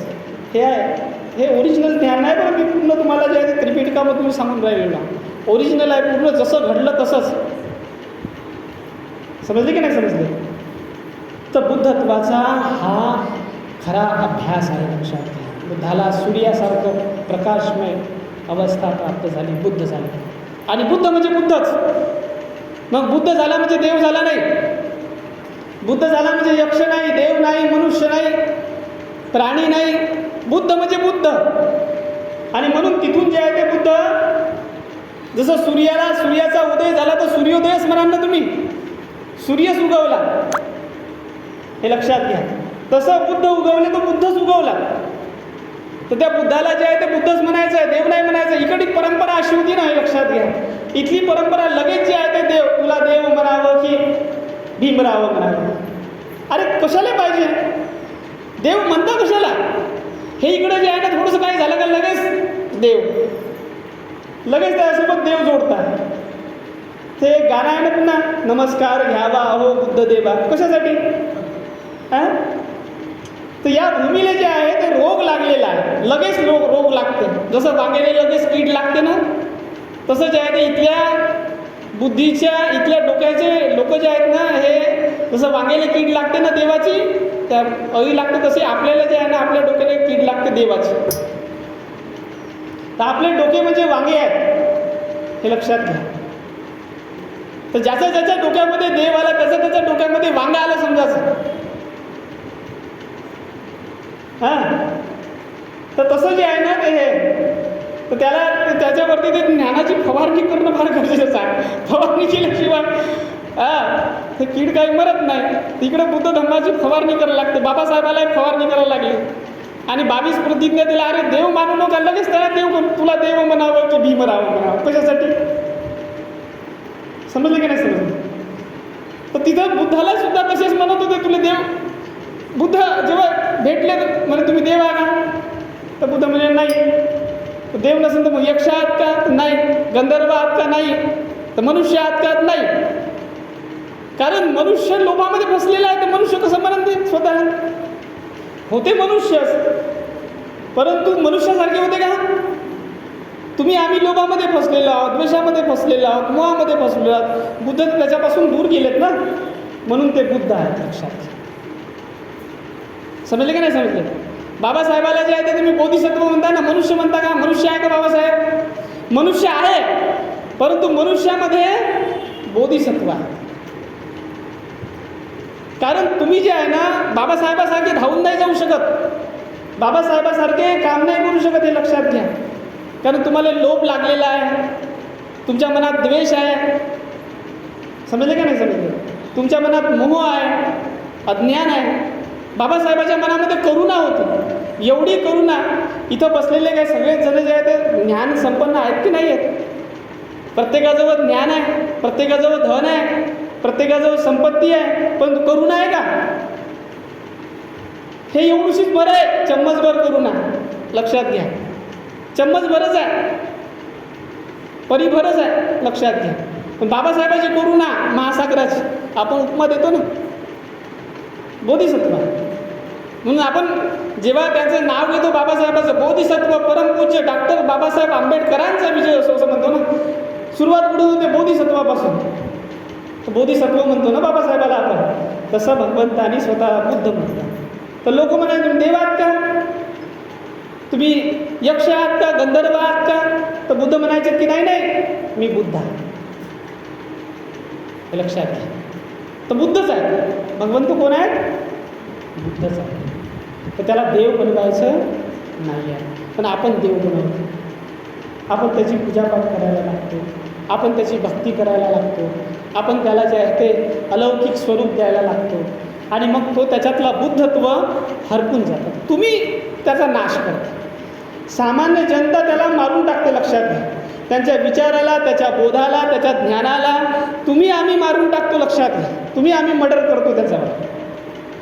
कशामुळे करतो? अज्ञानामुळे करतो, अविद्येमुळे करतो. तर आपल्याला काय केलं पाहिजे? आपण अज्ञान हटवण्यासाठी, अविद्या हटवण्यासाठी काम केलं पाहिजे. म्हणजे बुद्धांनी जे आहे संघ निर्माण केला. कशासाठी? बुद्धाला माहीत होते की लोक हे असे करतात. तर बुद्धांनी काय केला? बुद्ध झाल्यानंतर बुद्धच राहिलेत का? बुद्धाला माहीत होते की लोक अविद्येमध्ये ग्रासलेले आहेत. त्यांना ज्ञान देण्यासाठी, त्यांना प्रज्ञा देण्यासाठी, त्यांचे डोळे उघडण्यासाठी संघ देणं गरजेचं आहे. तुम्ही वंदना म्हणता म्हणता संघ वंदना विसरले का नाही विसरले? असेच नाही विसरले. लक्षात घ्या. तुमच्यामध्ये संघच नाही म्हणून विसरले. लक्षात घ्या. असंच नाही घडत. कोणती गोष्ट या ठिकाणी घडली ना की संघवंदनाच विसरले. काहून? कारण तुमचा जो बुद्ध आला, धर्म आला, पण संघ कुठं आला? नाही नाही, ठीक आहे. समजले की नाही समजले? संघ फार महत्त्वाचा आहे. कोणता संघ? कोणता संघ? कोणता संघ? कोणता संघ? ऐरा गैरा तर तू खैऱ्याचा संघ का? कोणता संघ? सुपटीपन्नो भगवतो सावक संघो. कोणाचा संघ आहे? भगवतो सावक संघो. हे लक्षात घ्या. ऐरा गैरा तर तू खैऱ्याचा संघ नाही आहे. इथं तर लय लोकांनी संघ निर्माण केलेले आहेत, परंतु हे सगळे ऐरे गैरे तर तू खैरे आहेत. लक्षात घ्या. भगवंताचा संघ फार महत्त्व. कोणता संघ? सावक संघ.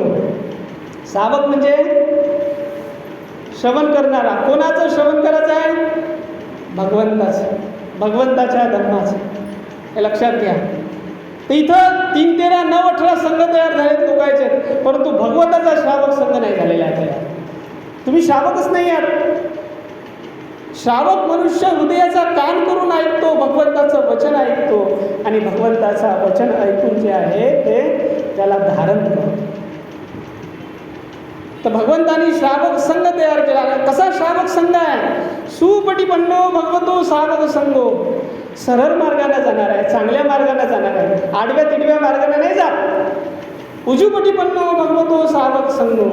उजू म्हणजे सरळ मार्गाने जाणार आहे. उजू आहे, उजवा आहे, डावा नाही आहे. गोरख धंदे करणारा नाही आहे, शील पालन करणारा आहे. लक्षात घ्या. शिलावर प्रतिष्ठित आहे. असा दुःशील लोकांचा संघ नाही आहे. लक्षात घ्या. संघ तर खूप आहेत, आणि ज्यांनी संघ सुरू केलेले आहेत ते दुःशील लोक आहेत. पहा बरं त्यांच्या अंतःकरणामध्ये झाकून तुम्हाला दिसतील किती दुःशील लोक आहेत म्हणून. समजले की नाही समजले? तो उजूपटीपन्नो भगवंतानी शीलवान, प्रज्ञावान, समाधीवान लोकांचा संघ तयार केला. शील समाधी प्रज्ञेमध्ये प्रतिष्ठित असलेला उजूपटीपन्नो. न्यायपटीपन्नो न्यायावरती, ज्ञानावरती प्रतिष्ठित न्याय करणारा संघ आहे. स्वामीजी पटीपन्नो उत्तम मार्गाला धारण करणारा. समजले का नाही समजले? यदिदं चत्तारी पुरुष युगानी अठ्ठ पुरुष पुगला एस भगवतो सावक संघ. कसा संघ आहे? श्रोतापन्न आहे त्या संघामध्ये, सकदागामी आहे, अनागामी आहे, अर्हत आहे. हा, इथं जे आहे ते प्रोफेसर, असिस्टंट प्रोफेसर,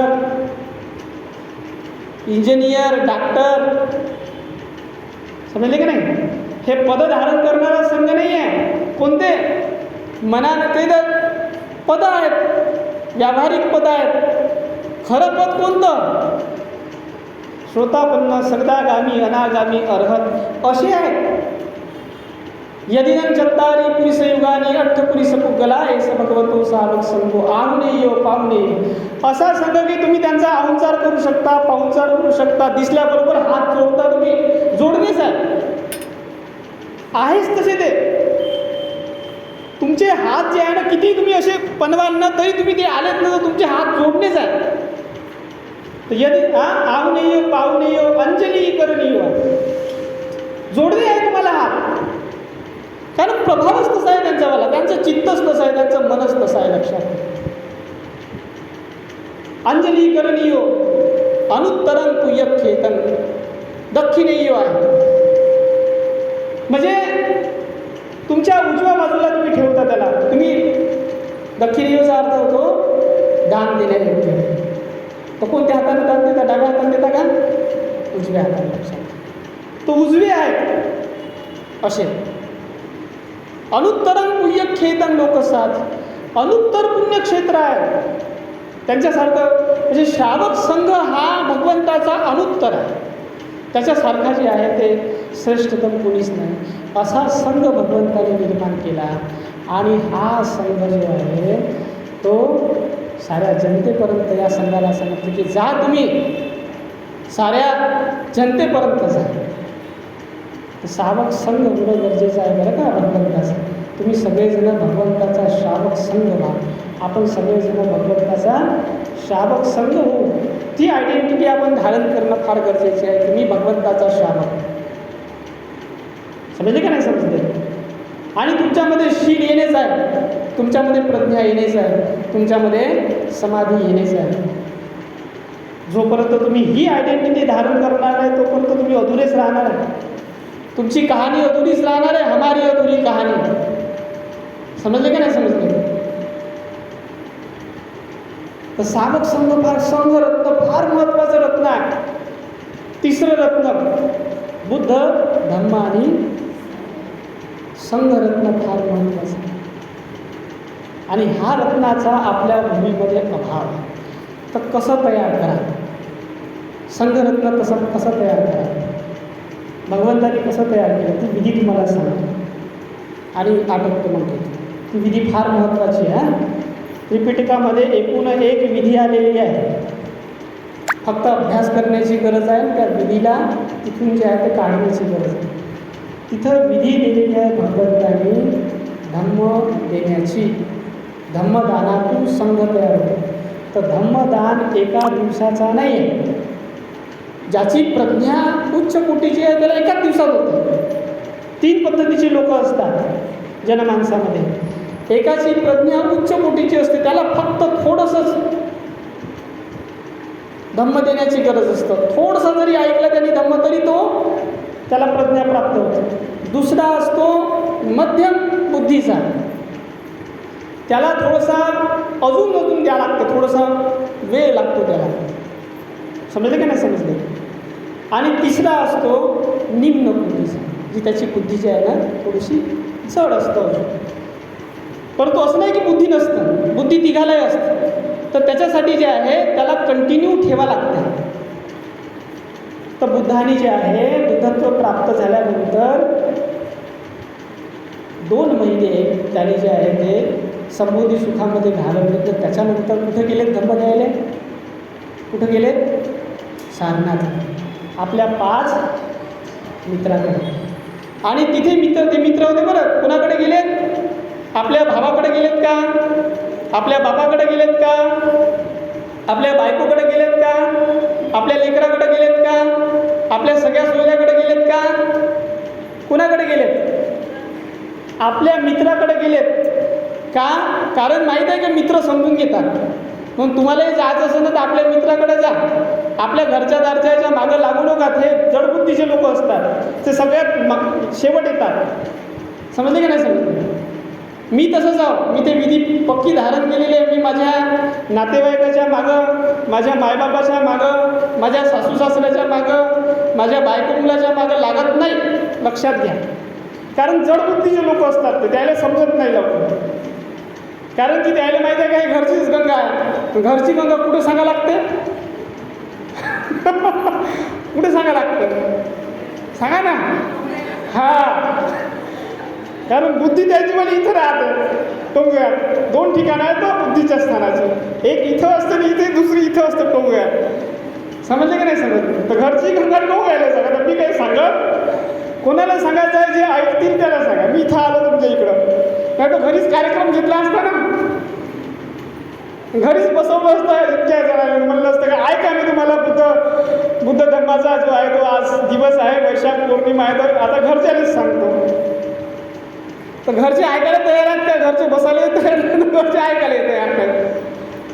तर म्हणून त्याने भगवंताला पहिली प्रज्ञा तर भगवंताला हीच झालेली आहे की त्याने घरच्याला अजिबात सांगितलं नाही आणि तो विचारही आला नाही. कारण त्याला माहिती होतं, बुद्धाला माहिती असते घरचे ऐकत नाहीत. तर जो बौद्ध होतो ना तो घरच्याच्या मागं लागत नाही. आणि तुम्ही काय म्हणता, एखाद्याला सांगायला आला ना तो पहिले घरच्याला जाऊन सांगा ना म्हणते. तर तुमची बुद्धी कुठं आहे? तुमची बुद्धी कुठं आहे? तर पाहून घ्या तुमची बुद्धी कुठं आहे तर. ठीक आहे. हां, तर असं सांगतात. तसं नाही. ही विधी मित्राला सांगायचं असतं. लक्षात घ्या. कुणाला सांगायचं आहे? मित्रांना सांगायचं. कारण की मित्र ऐकू शकतात, दुसरे कोणीच नाही ऐकत. हां, कारण की मित्र बनव्यामध्ये गारव्यासारखा असतो. लक्षात घ्या. मित्र ऐकते बरं. तर मित्राला सांगितलं भगवान गौतम बुद्धाने, ही विधी आहे पहिली. आणि ते सांगासाठी 250 किलोमीटर गेलेत पायी चालत चालत. कारण की जे ऐकतील त्यालाच सांगायला लागेल ना. आम्ही आलो तेवढ्या दुरून इकडं, कारण की तुम्ही ऐकणारे आहेत म्हणून सांगत राहिलेलं आहे तुम्हाला. तुम्ही घरी जाल तर घरच्याचं नाही ऐकणार नाही, तर शिक्षकांचं ऐकलं जातं, आचार्यांचं ऐकलं जातं. ठीक आहे. तर बुद्ध जे आहे त्यांच्याकडे गेले सांगासाठी 250 किलोमीटर. आणि त्यांनी 3 महिने सतत ऐकले. तिथं वर्षावास केला, पहिला वर्षावास भगवान गौतम बुद्धाने. ठीक आहे. आषाढ पौर्णिमेपासून वर्षावासही सुरुवात होते ना. तर 3 महिने सतत ऐकलं, तेव्हा त्यांना बुद्धी आली. तर कौंडिन्याला पहिलेच आले. जे कौंडिन्य पंथी जे होते त्यांना पहिलेच आले, कारण की त्यांची मेधा उच्च होती. त्याच्यानंतर मग बप्प, त्याच्यानंतर मग महानाम, त्याच्यानंतर मग भद्दीय आणि अश्वजित असे जे आहेत ते 5 लोकांना अर्हतपद प्राप्त झालं. 3 महिन्याची शाळा घेतली. लक्षात घ्या. शाळेत गेल्याशिवाय विद्या येईल का? कुठं जा लागते? तुम्ही तुमच्या पोराला विद्या देण्यासाठी पाठवता, कुठं घरी ठेवता का? लक्षात घ्या. तिथे शब्द तयार झाला शाला. शाला शब्द पाली शब्द आहे. शाळा म्हणजेच शाळा. तर शाळा महत्त्वाची आहे. तर आता माझा परिचय काही करून दिला नाही, मीच करून देतो. मी मनाची धम्मशाळा चालवतो. कोणाची शाळा? तुमच्या मनाची शाळा. तुमचं मन, तुम्ही महत्त्वाचे नाही आहे, कोण महत्त्वाचं आहे? मन महत्त्वाचं आहे. मन चंगा तो गंगा, बरोबर आहे ना. तर मन महत्त्वाचं आहे ना. तर मनाची धम्मशाळा तर मी सुरू केली. कोणती? ती विधी वापरली भगवंताची. म्हटलं मनाची धम्मशाळा महत्त्वाची आहे. तर मनाची धम्मशाळा सुरू केली. आणि मनाची धम्मशाळेमध्ये शाळेत गेल्याशिवाय विद्या येत नाही, तशी तुमची शाळा फार गरजेची आहे. शाळेत गेल्याशिवाय तुम्हाला विद्या येऊ शकत नाही, हे लक्षात घ्या. तर भगवान गौतम बुद्धांचा संघ जिथं जिथं गेला तिथं तिथं त्यांनी शाळा सुरू केली. महात्मा फुलेचा पिक्चर पाहायला जाल तर तिथं काय दिसणार तुम्हाला? महात्मा फुलेनं काय सुरू केली? शाळा सुरू केली. काही बस 2 मिनिटं झाला, शाळा सुरू केली आहे ना. तर शाळा महत्त्वाची आहे का नाही आहे? तर तुम्ही शाळा सुरू केली पाहिजे. हे एका दिवसाचा कार्यक्रम काही कामाचा नाही आहे. ज्यांची मेधा उच्च आहे त्यांच्या कामाचा आहे, परंतु ज्यांची मध्यम आहे, निम्न आहे, त्यांच्यासाठी शाळा फार महत्त्वाची आहे. तर तुम्ही शाळा सुरू करा का नाही करा? तर इथं जे आहे मनाची धम्मशाळा सुरू करा. हे लक्षात घ्या. किती पार्टी, BC पार्टी लय केल्यात तुम्ही, परंतु हेही पार्टी करा ना धम्माची. समजले की नाही समजले? तर तुम्ही ह्या सगळ्या भगिनी, आया बहिणी, माझे बांधव, हे हप्त्यातून एक, बाबासाहेबांना सांगितलं हप्त्यातून एक दिवस शाळेत या. तर एक दिवस जे आहे ते तुम्ही काय केलं पाहिजे? शाळा सुरू करा. हे आपल्या ताई बसलेले आहेत, तुमच्याजवळ जागा नसेल ना तर त्यांचं जे आहे ना ते सरोजताई आहेत, त्यांचं घर आहे वरतं, ते रूम मला दाखवली होती, सर तुम्ही या ठिकाणी शाळा सुरू करा. परंतु शाळा सुरू केल्यानंतर तुम्ही विद्यार्थी पाहिजेत ना. तुम्ही आलेच नाही तर कसं होईल? मास्तर आहे शिकवायला तयार, परंतु विद्यार्थी शिकायला नाही तर, आणि तुम्ही शिकले नाही तर विद्या येणार नाही. तुमच्या जीवनामध्ये अज्ञान, अंधकार, टेन्शन, तणाव, चिंता आणि हे सगळे व्यसन तुम्हाला लागणार आहेत. शाळा फार महत्त्वाची आहे. तथागताचा धम्म फार महत्त्वाचा आहे. शाळेत गेल्याशिवाय येणार नाही. तुम्हाला तुमची इथे शाळा सुरू करावी लागेल. ठीक आहे. तर मी तुमच्यासाठी एक दिवस जरूर देऊ शकतो. लक्षात घ्या. तुम्ही या शाळेमध्ये माझ्याकडून धम्म शिका आणि धम्माचा लाभ घ्या. ठीक आहे.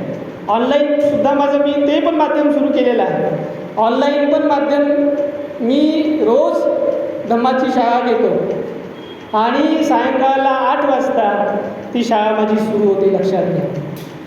मंगळवार ते शुक्रवार रोज माझी जी आहे ते शाळा. आता इथून जे आहे ते एक सेशन संपला तर दुसरं सेशन सुरू मी करतो आहे. आजच्या बौद्ध पौर्णिमेपासून तर आषाढी पौर्णिमेपर्यंत.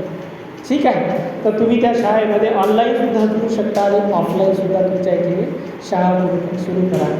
या ठिकाणी नागपुरामध्ये थांबाण्याची कशाला टाळ्या वाजवतात आताच. या नागपूरमध्ये जे आहे ते इथे जागोजागी हा कृती कार्यक्रम आम्ही तुम्हाला सांगून राहिलेलो आहोत. तो कार्यक्रम आतापर्यंत तर बोधाचा, आता कृतीचा कार्यक्रम सांगतो.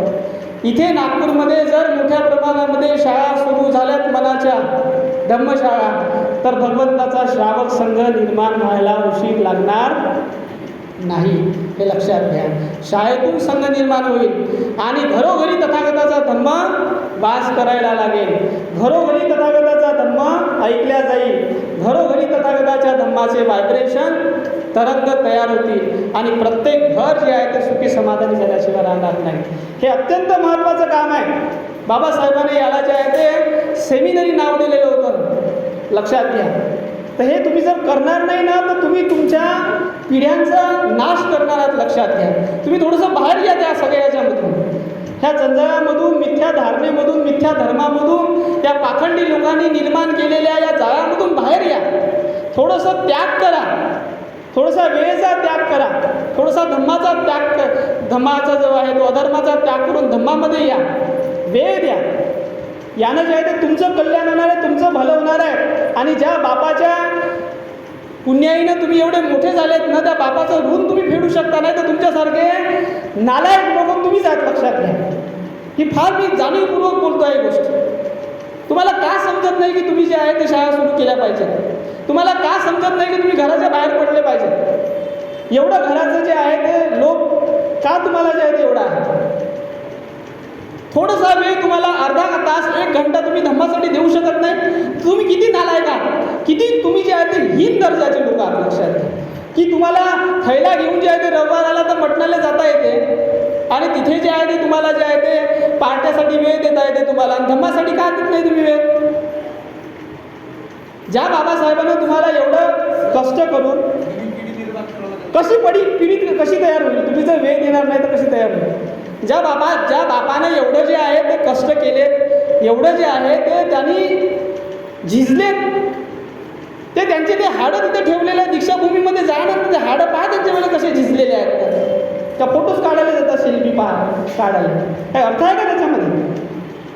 थोडंसं जाऊन पहा किती शिजलेत तर त्या बापानं सांगितलेलं आहे की इतवारी जे आहे ते या आणि तुम्ही जे आहे ते धम्मश्रवण करा, तर तुम्हाला याचं नेट लागतं. काय अर्थ आहे तुमच्या जगण्यामध्ये वागण्यामध्ये आणि बाबासाहेबाचा जय जयकार करण्यामध्ये? हे लक्षात घ्या. मी कित्येक ठिकाणी जे आहे ते सांगितलेलं आहे की मनाची धर्मशाळा सुरू करा, भगवंताचा शाबक संघ आपण तयार करू, बाबासाहेबाचं शिक्षण प्रशिक्षण घेऊ. बस ऐकतात ना, एका कानानं ऐकतात ना दुसऱ्या कानानं सोडून देतात. तुम्हाला एकत्र यायला होते का प्रॉब्लेम आहे तुम्हाला? तर ही गोष्ट जी आहे ते फार महत्त्वाची आहे. मी आवेशाने याच्यासाठी बोलून राहिलेलो आहोत की तुम्हाला जे आहे ते तुम्ही जे झोपेतून बसलेले आहात तर तुम्हाला थोडंसं उठले पाहिजे, थोडासा करंट लागला पाहिजे. लक्षात घ्या. समजले की नाही समजले? तर हा वैशाख पौर्णिमेचा दिवस असाच नाही आहे एन्जॉयमेंट करायचा, करंट देण्याचा दिवस आहे. करंट लागला पाहिजे. मी या ठिकाणी तुम्हाला तुमचं मनोरंजन करण्यासाठी नाही आलेलो आहोत, तुम्हाला करंट देण्यासाठी आलेलो आहोत की तुम्हाला लागले पाहिजेत, तुम्ही झोपेतून उठले पाहिजेत, या पाखंडांच्या जाळ्यामधून बाहेर पडले पाहिजेत. आणि जर असं होत नसेल तर तुम्ही जे आहे ना तर तुम्ही पिढ्यांचा नाश करणारे व्हाल आणि तुम्हाला ते दूषणं लागतील की या बाबासाहेबाच्या लोकांनी धम्माचा नाश केला, पिढीचा नाश केला, फक्त मनोरंजन करण्यामध्ये राहिलेत, खाण्यापिण्यामध्ये जे आहे ते मस्त राहिलेत आणि डीजेवरती नाचण्यामध्येच मस्त राहिलेत. परंतु यांनी लॉंग टर्मचे एकही प्रोग्राम चालवला नाही, कुठलाही कृती कार्यक्रम चालवला नाही. हे तुमच्यावरती दूषण झाले.